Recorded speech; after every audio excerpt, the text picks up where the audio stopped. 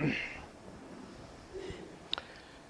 الحمد لله نحمده ونستعينه ونستغفره ونؤمن به ونتوكل عليه ونعوذ بالله من شرور أنفسنا ومن سيئات أعمالنا من يهده الله فلا مضل له ومن يضلل فلن تجد له وليا مرشدا وأشهد أن لا إله إلا الله وحده لا شريك له ولا ضد ولا ند ولا مثيل له ولا مثال له وأشهد أن سيدنا ومولانا ومعلمنا ومرشدنا ومخرجنا من الظلمات إلى النور محمدا عبده ورسوله أرسله الله بالحق بشيرا ونذيرا وداعيا إلى الله بإذنه وسراجا منيرا فقد بلغ الرسالة وأدى الأمانة ونصح الأمة وكشف الغمة فترك أمته على المحجة البيضاء ليلها كنهارها لا يزيغ عنها إلا هالك اللهم صل وسلم وبارك عليه وعلى آله وأصحابه وأزواجه وذرياته وأهل بيته أجمعين أما بعد. عام طور پہ یہ سوال کیا جاتا ہے کہ جو لوگ غیر مسلم ہیں وہ جو فلاح کے کام کرتے ہیں، چیریٹی کرتے ہیں اور ویلفیئر کے کام کرتے ہیں، مریضوں کے لیے دوائیاں، سڑکیں بنانا، کنویں، عیسائی دیکھ لیں آپ، ان کے جو ریڈ کراس کا جو عملہ ہے وہ بڑے مصیبت زدہ علاقوں میں آخر وقت تک رہتا ہے، بموں کی زد میں ہوتا ہے. تو ان لوگوں کو ان کے اس عمل کا اجر ملے گا یا مسلمان نہ ہونے کی وجہ سے ان کے عمل کی کوئی جو ہے وہ اہمیت نہیں ہے؟ یہ ایک کامن سوال ہے، یعنی اس کے لیے ضروری نہیں کہ آپ پہلے پی ایچ ڈی کریں اور پھر یہ سوال پیدا ہو. ایک نارمل انسان بھی یہ سوال ذہن میں رکھتا ہے کہ دنیا کی سمجھ لیں کہ 7 ارب کی آبادی میں 1.25 یا 1.5 ارب کے قریب مسلمان ہیں، باقی سارے اکثریت جو ہے وہ دیگر مذاہب پر مشتمل ہے. تو ان کا کیا بنے گا؟ اس کے لیے گزارش یہ ہے کہ نبی کریم صلی اللہ علیہ وسلم جب تشریف لائے تو آپ نے تمام انسانیت کو توحید کا درس دیا. اصل جو ہے وہ عقیدہ ہے. جو مناسک ہیں وہ ہر امت کے الگ ہیں. عقیدہ آدم علیہ السلام سے لے کر اس دم تک سب کا ایک ہی ہے، یعنی عقیدے میں خرابی برداشت نہیں ہے. مناسک خود اللہ کی حکمت سے ہے. وَلَوْ نَشَاءُ لَجَعَلْنَاكُمْ أُمَّةً وَاحِدَةً، اگر ہم چاہتے تو تمہیں ایک ہی امت بنا کر رکھتے، یعنی قیامت تک ایک ہی قسم کے احکامات سب کے لیے ہوتے. وَلِكُلِّ أُمَّةٍ جَعَلْنَا مَنْسَكًا هُمْ نَاسِكُوهُ، ہم نے ہر امت کے لیے مناسک طے کیے ہیں. ہم ناسکوہ، وہ ان مناسک پر چل رہے ہیں، ادا کر رہے ہیں وہ مناسک.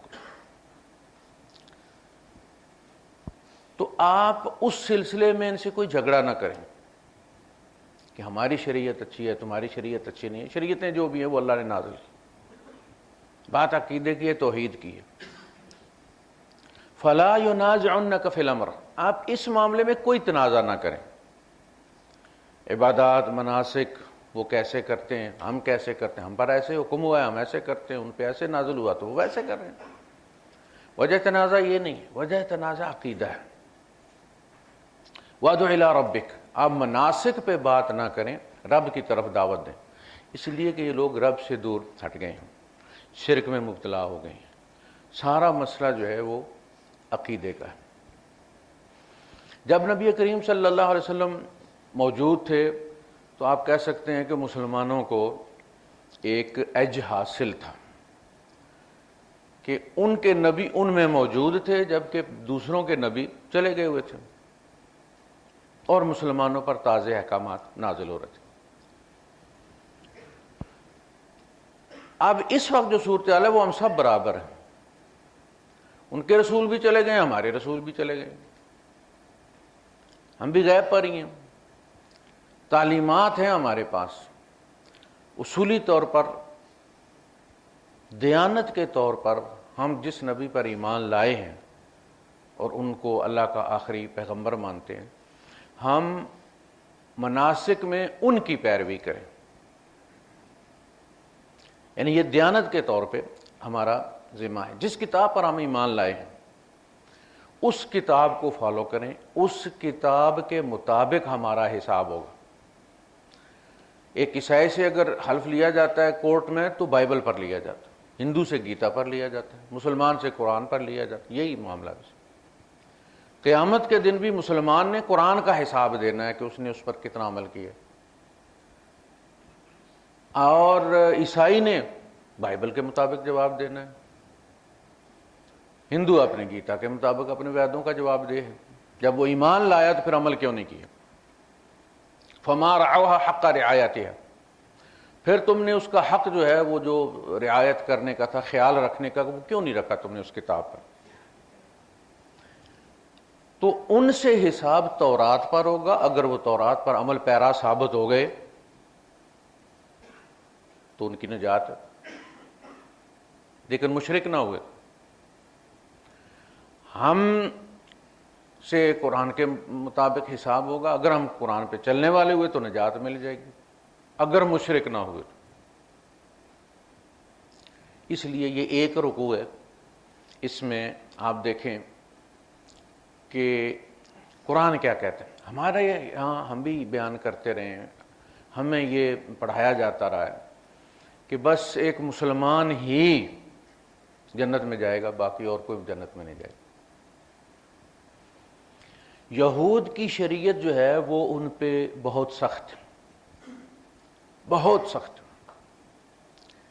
یعنی ہم اس کا تصور بھی نہیں کر سکتے، لیکن وہ اس کے مطابق جو ان میں ہیں وہ زندگی گزارنے والے وہ گزار رہے ہیں۔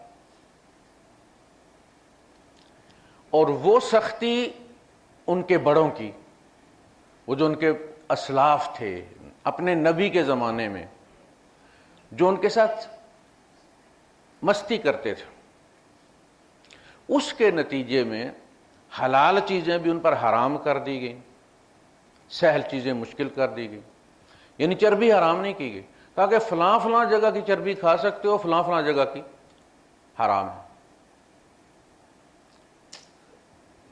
الا ما اختلط من العظم، ہڈیوں کے ساتھ لگی ہوئی ہے تو جائز ہے، انتڑیوں کے ساتھ لگی ہوئی ہے تو جائز ہے۔ اب یہ کتنا مشکل ہے کہ آپ چربی کو پہچانیں کہ یہ کہاں کی چربی ہے۔ گوشت میں چربی آ گئی ہے تو اب آپ یہ طے کرنے چل پڑیں، کسی ماہر سے جا کے پوچھیں کہ یہ انتڑیوں والی چربی ہے یا ہڈیوں والی چربی ہے یا گوشت کے اوپر جو چربی ہے وہ ہے، کون سی چربی ہے؟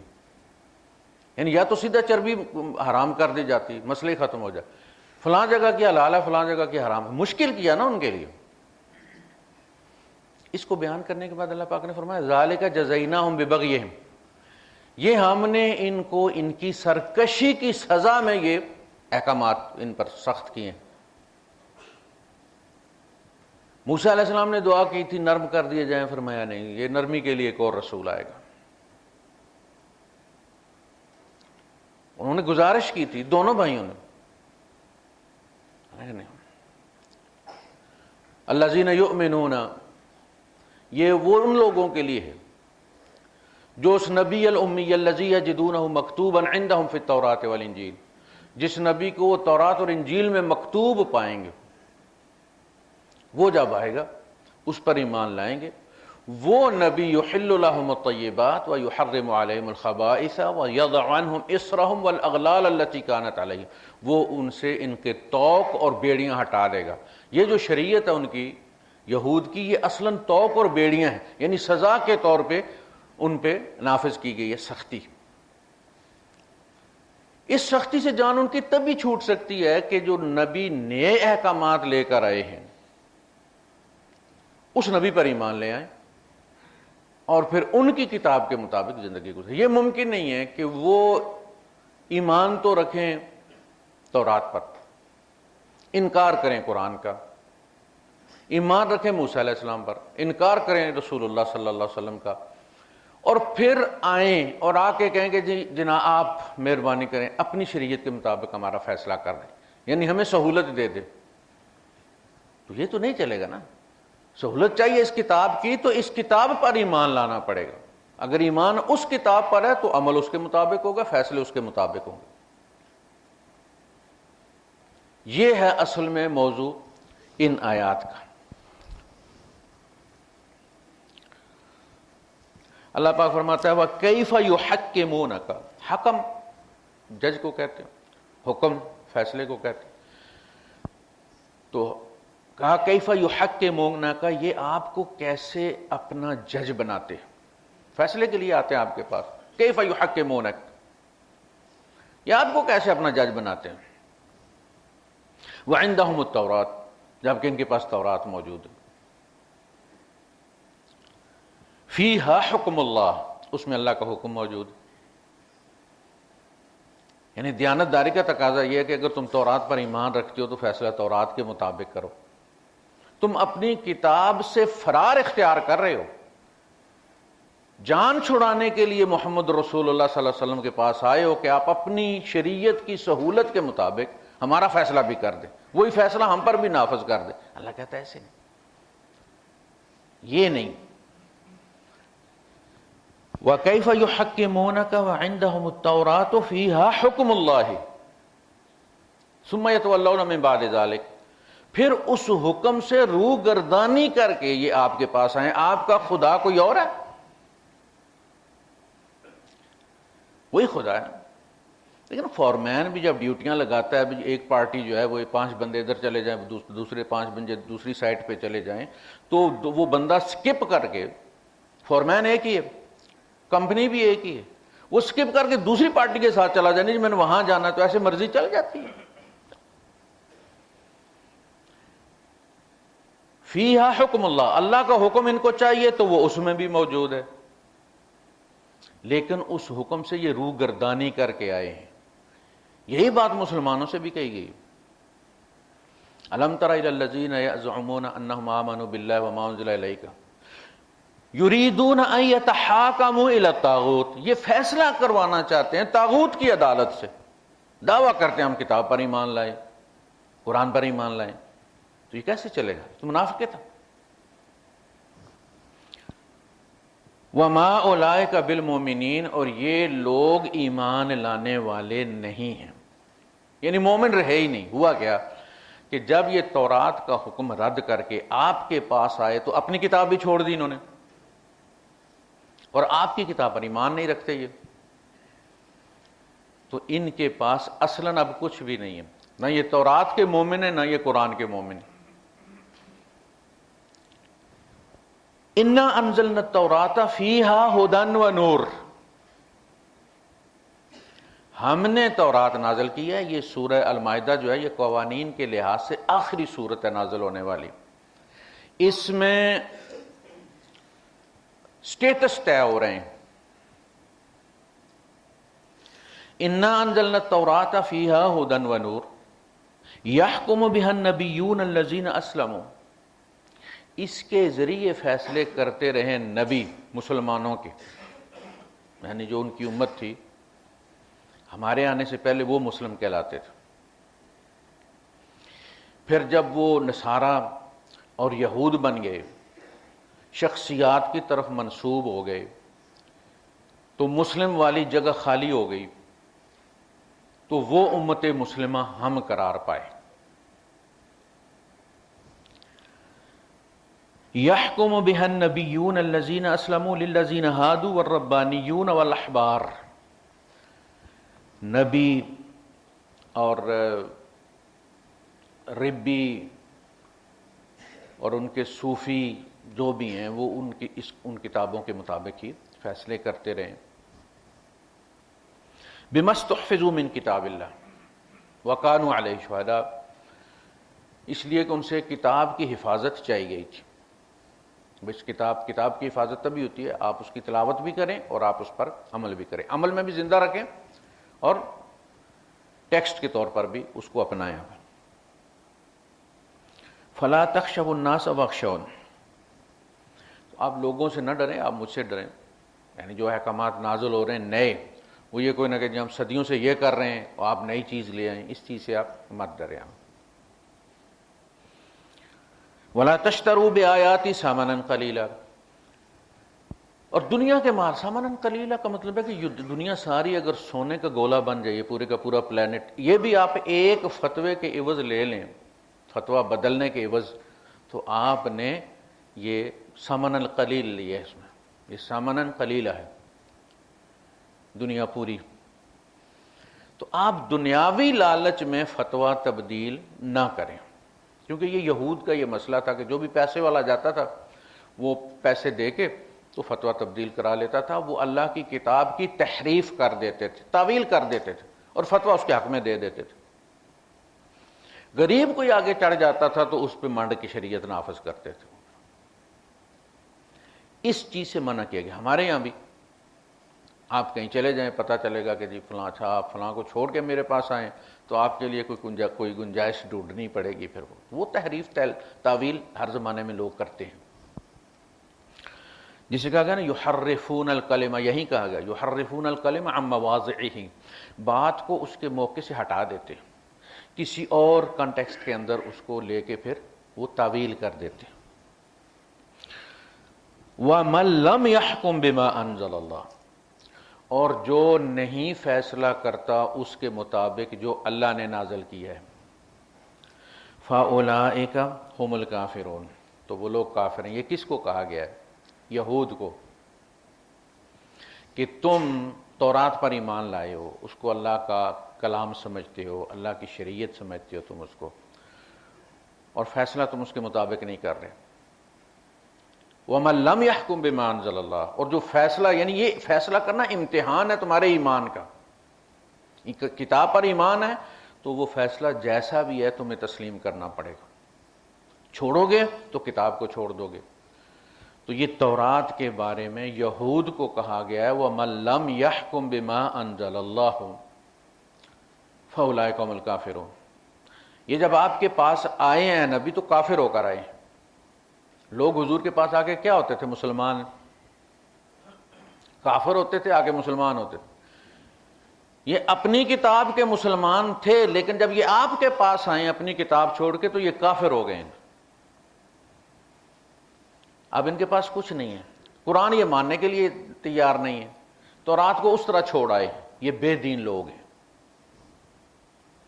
وَكَتَبْنَا عَلَيْهِمْ فِيهَا، اور ہم نے اس میں لکھا ہے، تورات میں لکھا ہے ان کے لیے، أَنَّ النَّفْسَ بِالنَّفْسِ، جان کے بدلے جان، وَالْعَيْنَ بِالْعَيْنِ، آنکھ کے بدلے آنکھ، وَالْأَنْفَ بِالْأَنْفِ، ناک کے بدلے ناک، وَالْأُذُنَ بِالْأُذُنِ، کان کے بدلے کان، وَالسِّنَّ بِالسِّنِّ، دانت کے بدلے دانت، وَالْجُرُوحَ قِصَاص، اور زخموں کا قصاص یا کفارہ، اس کا جو بھی ہوگا وہ حساب لگا کے تو وہ ادا کرنا ہوگا. ساری چیزیں ان کے یہاں موجود ہیں. قرآن کہتا ہے ہم ناسکو، وہ ان پر چل رہے ہیں اپنے مناسک کے اوپر. فَمَن تَصَدَّقَ بِهِ فَهُوَ كَفَّارَةٌ لَّهُ وَمَن لَّمْ يَحْكُم بِمَا أَنزَلَ اللَّهُ، اور جو فیصلہ نہیں کرے گا اس کے مطابق جو اللہ نے نازل کیا ہے، فَأُولَٰئِكَ هُمُ الظَّالِمُونَ، تو وہ لوگ ظالم، بے انصاف. یہ بے انصافی ہے کہ آپ کہتے ہیں کہ میں اللہ کی کتاب کو مانتا ہوں لیکن میں فیصلہ جو ہے وہ اس کے مطابق نہیں کرواؤں گا. اس کا مطلب اللہ نے بے انصافی کی ہے. بے انصاف تم لوگ ہو. اللہ کا رشتہ دار کوئی نہیں ہے، سارے اس کے مخلوق اس کے بندے ہیں. وہ بلا تعصب قوانین بناتا ہے. اب اس کے بعد آگے یعنی یہاں جو بحث ہے وہ یہ ہے کہ اگر تورات پر ایمان رکھنے والے تورات میں نازل شدہ اللہ کے احکامات پر چلتے ہیں، فیصلے کرواتے ہیں اپنے، تو وہ اللہ کے بندے ہیں، اور جو نیکی کریں گے وہ ضائع نہیں ہوگی. وما يفعلوا من خیر فلن يكفروا، یہ جو بھی خیر کریں گے، بھلے کا کام کریں گے، اس کی ناشکری نہیں کی جائے گی.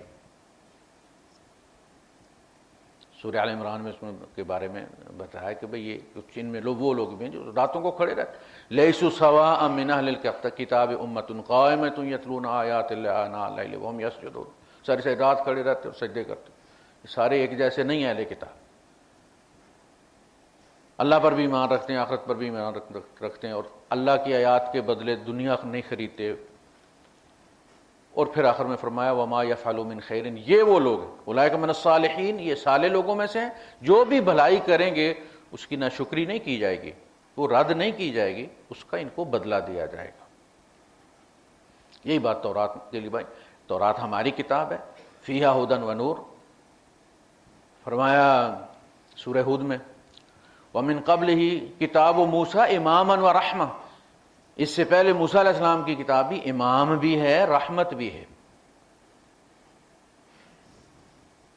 وَقَفَّيْنَا عَلَىٰ آثَارِهِمْ بِعِیسَىٰ ابْنِ مَرْیَمَ مُصَدِّقًا لِمَا بَیْنَ یَدَیْہِ مِنَ التَّوْرَاۃ، ان کے پیچھے ہم عیسیٰ ابن مریم کو لے کر آئے، یعنی موسیٰ علیہ السلام کے بعد، مُصَدِّقًا لِمَا بَیْنَ یَدَیْہِ، تصدیق کرنے والے اس کی، من التوراۃ، تورات میں سے جو ان سے پہلے کتاب ہے وہ اس پر کی تصدیق کرتے ہیں۔ یہ تصدیق کرنا کیا ہے؟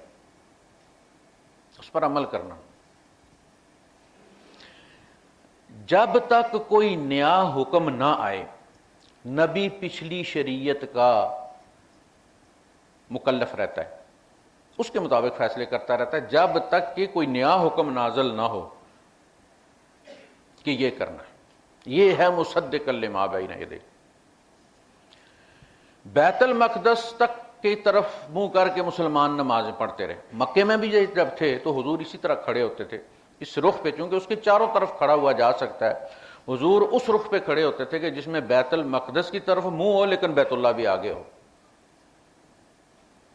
مکے میں بھی آ کے 16-17 مہینے اسی طرح بیت المقدس کی طرف منہ کر کے نماز پڑھتے۔ وہ کہتے ہیں جی کہاں حکم آیا ہے؟ اللہ کہتا ہے وَمَا جَعَلْنَا الْقِبْلَةَ الَّتِي كُنْتَ عَلَيْهَا، آپ جس قبلے پر تھے اس کی طرف ہم نے آپ کو نہیں رکھا تھا مگر آزمائش کے لیے۔ تو وہ حکم کہاں ہے؟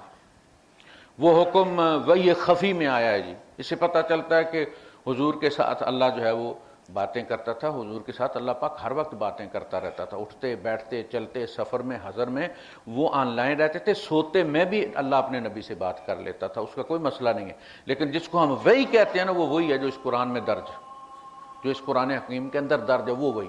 باقی رابطہ اپنے نبی کے ساتھ اللہ کا ہر حال میں رہتا تھا، باہر رہتا تھا۔ وآخر دعوانا الحمدللہ۔